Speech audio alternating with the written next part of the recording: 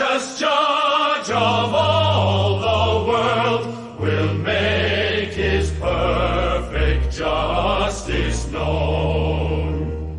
To comfort poor, our refuge prove, our refuge strong for all oppressed, a safe retreat where weary souls in troublous times may surely rest.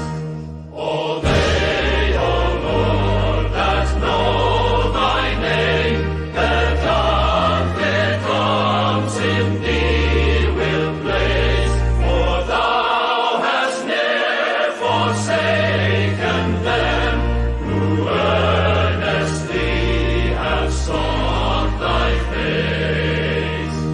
Sing praises to the Lord Most High, to him who doth in Zion dwell. Declare his mighty deeds abroad, his deeds among the nations.